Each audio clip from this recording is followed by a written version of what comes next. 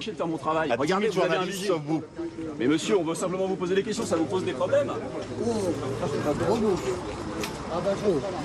Au lieu. Voilà, c'est ça votre réaction? Ciao. Êtes-vous initié? Serez-vous à la hauteur du défi pour résoudre les énigmes de ce jeu de piste virtuelle? Les premiers indices sont apparus sur un site du Deep Web, cet internet souterrain utilisé parfois par des vendeurs d'armes, des dealers et des geeks les plus pointus. Un message et une première énigme à résoudre, cachée derrière cette image emblématique, la cigale. Very good. You have done well.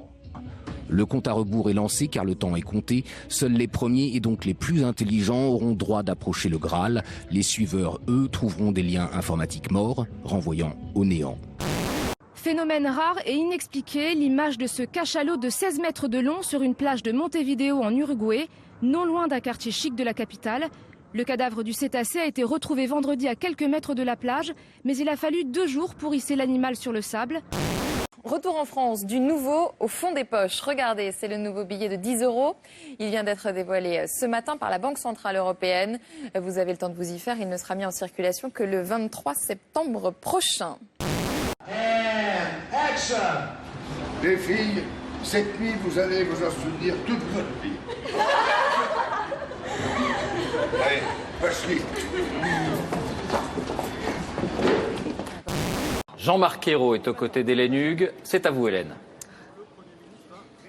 Monsieur le Premier ministre, bonjour. Comment avez-vous trouvé le président de la République? Tout simplement, est-ce qu'il a été audible avec toutes ces questions de vie privée? Il reste le même. Il a eu des propos, comme on aime dire, borderline. Mais il essaie de calmer le jeu, je pense. Impossible pour vous d'arrêter ce mouvement. Même si j'enlève ma main, vous continuez.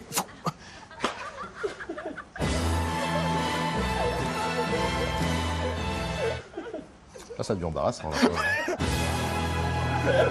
Pensez-vous? C'est pour ça qu'on l'avait pas gardé au montage. Mais c'était le meilleur, vous l'aviez pas pris. Mais ça a duré combien de temps par la suite? Fascinateur, mais non, pendant quelques Non, combien de temps avez été obligé de continuer ce geste obscène? Vous voulez que je continue à le faire? Non. Mais surtout, Manu, Voilà. vous vous souvenez de ça ou pas? Bien sûr. Ah oui, ça, Et quand vous même étiez bien. Avec le fascinateur. Oui, non, mais vous n'étiez pas Non, sous mais vous vous hypnose. souvenez que Ah, c'était là, on est sorti de l'hypnose, là. Ah ouais, quand même. d'accord.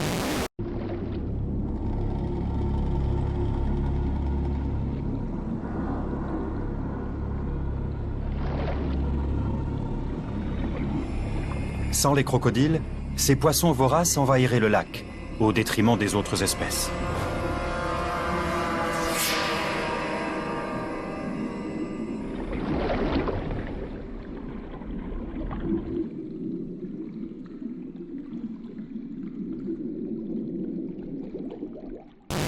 Il dégage une vapeur parfumée censée mettre le client en condition d'achat. Au rayon téléviseur, surprise, ça sent l'herbe fraîchement coupée, grâce à un diffuseur installé entre 2 écrans. On le place de façon locale et en fonction des opérations commerciales ou de ce que l'on souhaite diffuser, on le met à tel ou tel endroit. Ça permet aussi de surprendre. On sait qu'on va être dans une période propice aux ventes de télévision, qui sera la Coupe du Monde. Ça permettra de théâtraliser le magasin déjà de par le visuel, avec du gazon coupé, des maillots, des ballons de foot, et associé à une odeur d'herbe coupée. Bon, le client est dedans, il est sur un terrain de foot. Ces senteurs artificielles permettent d'attirer les clients dans les rayons moins fréquentés. Ici, par exemple, la diffusion d'une fausse odeur de propre est censée les mener tout droit aux machines à laver. Ceux qui sont incapables de migrer plus loin doivent se protéger de la chaleur.